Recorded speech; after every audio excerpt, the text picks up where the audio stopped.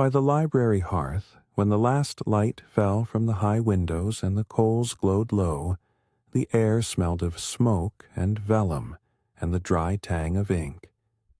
The tapestries along the walls absorbed the warmth and let it go again in small, slow breaths. Dust motes hung like a scatter of stars above the reading tables. At the edge of the stacks, where the stone settled into shadow and the shelves opened like ribs, a man lay with his cloak wrapped about him and his boots set aside. He slept there as he had come to sleep for years, not for want of a bed, but because the place required a quiet keeping, and because the night's hush suited the careful work of his hands. He had become part of the furniture of the room, an extra weight by the hearth, a soft sound in the dark, so that pages might not be stolen by damp or mischief, so that the flame would not fail. He was a keeper, though his name is not recorded among the household rolls the way captains or stewards are. He carried the small authority of long practice rather than title. A hand that knew how to turn a brittle page without snapping it. A pocket full of thimble and thread. A soft whistle reserved for things that did not read. At his side, folded with the care one gives to fragile things, he kept the habits that had been notched into him by another presence. An animal larger than most dogs, bred for the menagerie, and trained under the steward's eyes. They had come up together from a place of cages and quiet, from straw and careful feeding. The animal had been brought to the menagerie when young, raised within the castle's sanctioned keeping, and entrusted afterwards to the kennel and to him. Their days had been ruled by small repeated tasks, a bowl placed at dusk, a low whistle that called the creature's name without speech, a hand smoothing the nest of straw until it lay even. Those rituals were the sort that do not look like much when recorded. A feed at the same hour, a cloth folded the same way, a check of ears and of teeth. But they made maps. The keeper learned the slopes of the animal's breathing. The hound learned the particular firmness of his hand. The whistle lived in muscle memory, as surely as a bell lives in a bell ringer's arm. When he passed his palm along the animal's flank, the fur answered with the soft heat of a living thing used to the touch. When he tucked the cloak over a sleeping body, the creature's legs curled in a signature fold that spoke of rest. These actions left traces less on a ledger than on bodies, little histories written in tendon and in breath. It should be said plainly that such a relationship was exceptional and governed. The creature came from the menagerie and remained under institutional charge. The keeper was not a private owner, but a custodian working within rules laid down by the household. The stewards maintained the genders of custody and made decisions for the animal's safety and the court's needs. Sometimes the creature was sent to the hunts, sometimes to the handlers for training that required distance. Sometimes, when it was ill or needed isolation, it was moved for the good of its own body.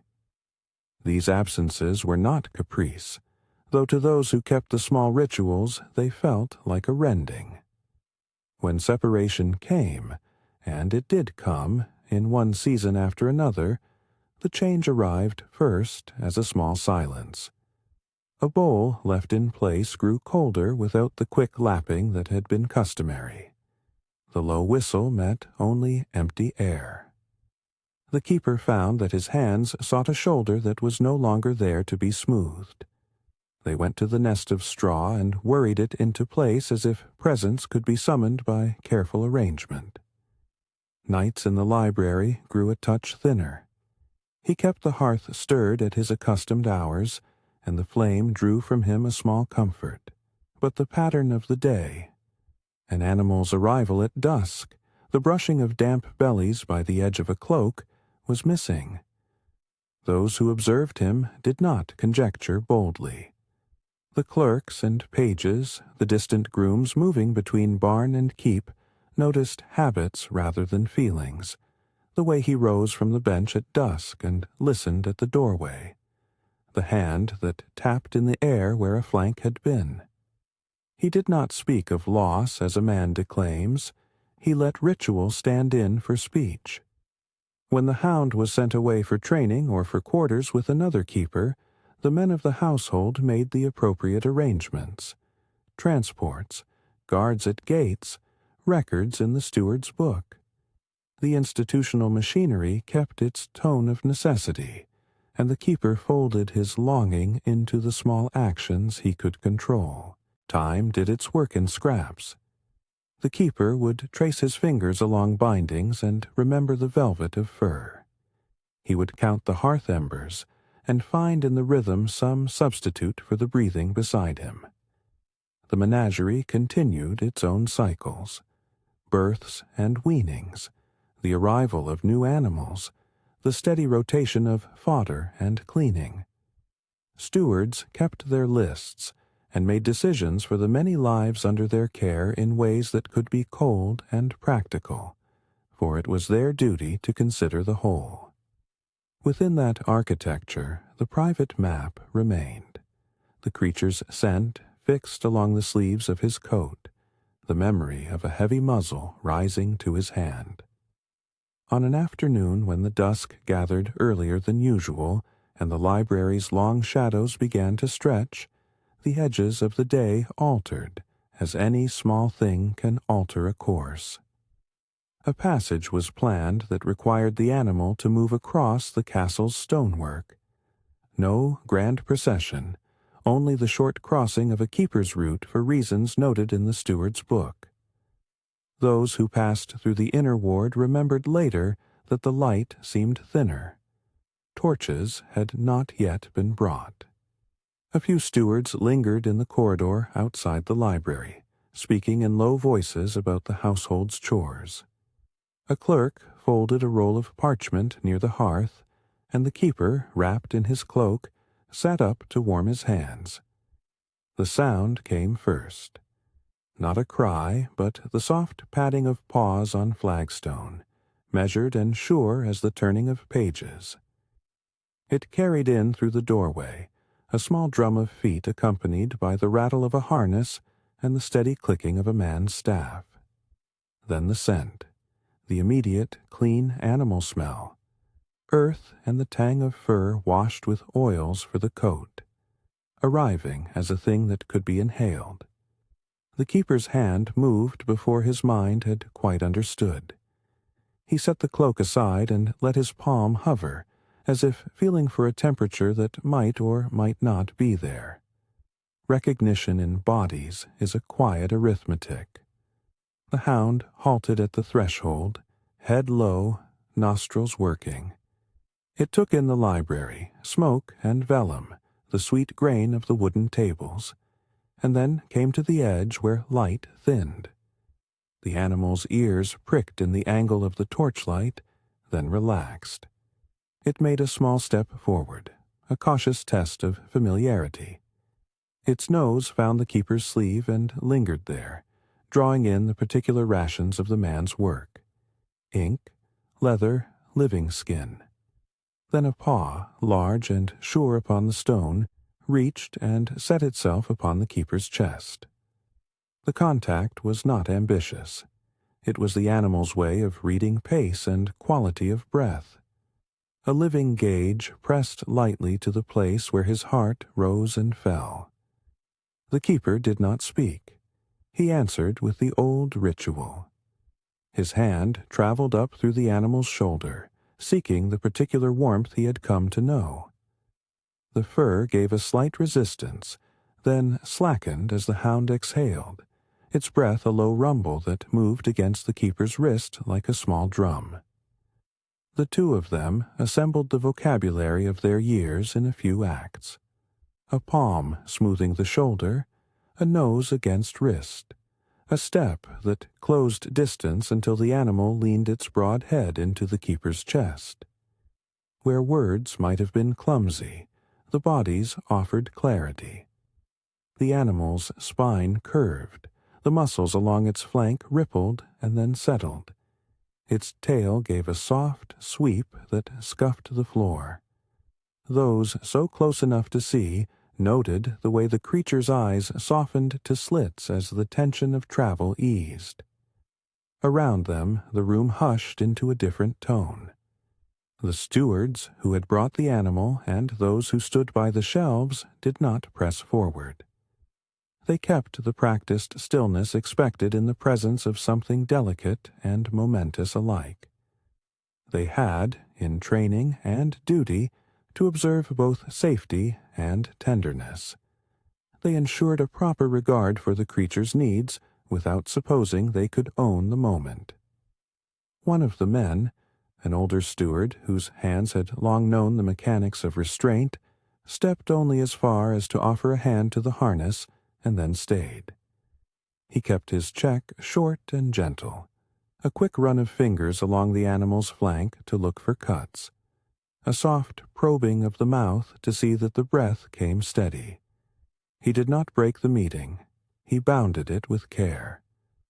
The keeper felt the animal's pulse under his palm, the steady thud that had been his compass. He rested his forehead against the warm wedge of fur and listened to the rumble that was not a sound of words but of recognition.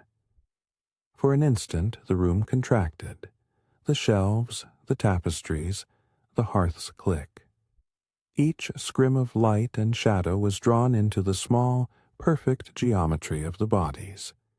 Time, which elsewhere ran with the insistence of the steward's ledger, slackened to the pace of breath.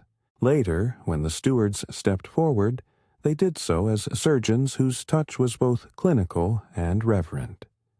They checked pads and eyes, looked for scuffs of battle or the dullness of a coat neglected.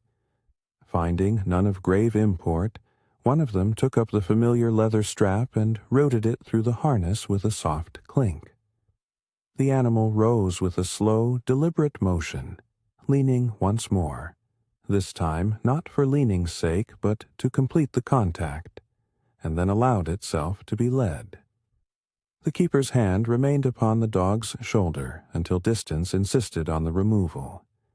He straightened with a mannerly care, folding his cloak about himself as if to carry the heat of that contact inward. Observers did not clap or declare a miracle. They exchanged low words. A clerk murmured. A page touched his lip as though to hold back something that might leak as laughter or as tears. The tale did its work not through accusation or high drama, but through the simple fact of what they had seen. The stewards made note in their own way, not as a ledger entry, but as a settled knowledge that this creature, long kept and well tended, bore a map on its body that led it back to the man who had tended it. They ensured the animal's welfare for the rest of the crossing, and performed the routine acts of custody appropriate to the menagerie's rules. The keeper, having stepped back, watched as protocol resettled the creature into the chain of household care. Harnessed, led, recorded. He had the solitude of one who has given and received, and must now be content to carry the memory. The story moved then, as all small stories do within a household that hums, told along corridors and in the buttery, the detail altered by each hand that passed it on. A groom told another as he brushed a horse. A cook repeated it above an oven where pots simmered. A page copied it into the margin of a dry account. The telling was not loud. It was not gilded into spectacle. It was mentioned as proof that care leaves marks, and that those marks can be read by the bodies that carry them. People spoke of the scene with a tenderness that had no need of ceremony. What had happened in the library became a quiet example of what steady, unremarkable attention can achieve. There is a lesson in this that the household would not put into a proclamation. The act was not a cure-all, nor did it unmake the gaps left by absence. The keeper's life remained the life of a custodian. duties, rotation, the steward's orders, and the animal would be needed elsewhere at times for training or display. Yet the encounter testified to something cumulative. The ways in which repetition and careful touch make a body recognize another across months or years. The manner in which ritual becomes a map written not on paper, but on muscle and on scent. It spoke as well to the moral weight bound up with keeping life in institutions. To house beings is to hold a charge, to feed, and to sweep is to perform an ethic. The steward's restraint and their readiness to check and guard ensured that tenderness never became recklessness. It was a small balance between the private and the public, between allowance and rule. In the years after, if one sought the keeper at dusk, one might still find him at the library's edge, the faintness of a smile in the turn of his shoulder as he tended the coals. Once in a while, when a passing animal's harness clinked near the gate, he would lift his hand as if answering a call, the old whistle held now as memory rather than summons. The library kept its quiet, its vellum and ink, its slow rotations of light and shadow. The hearth continued to lend its warmth to pages and to people. And the tale, shared in soft tones by the fire or in the low grind of a scribe's pen, remained a reminder that tenderness is not only a private consolation, but a public thing when it is practiced in the right way, carefully, responsibly, and with the watchful presence of those whose duty is to tend. If you enjoy quiet historical tales like this, please consider liking and subscribing for more evening vignettes. There are many ways to guard, by law, by ledger, by duty. There are also ways to keep that belong to hands and breath, and to the small rituals one does without audience. In a place of books and firelight, where the world's loud affairs fall away, these actions accumulate into a kind of architecture, a slow, invisible building of trust. That architecture does not erase the ache of absence, but it provides the paths by which recognition can travel. It insists, too, upon the responsibility of those who manage lives within institutions, to balance necessity with mercy, to practice tenderness within bounds that preserve safety. The image endures. A man folded against the stacks and an animal placing a paw upon his chest to check the beat of a life. It is a simple geometry, made of weight and heat and breath, and it tells of what repeated small acts can accomplish. If this story moved you, share it with someone who needs a reminder of the slow power of care.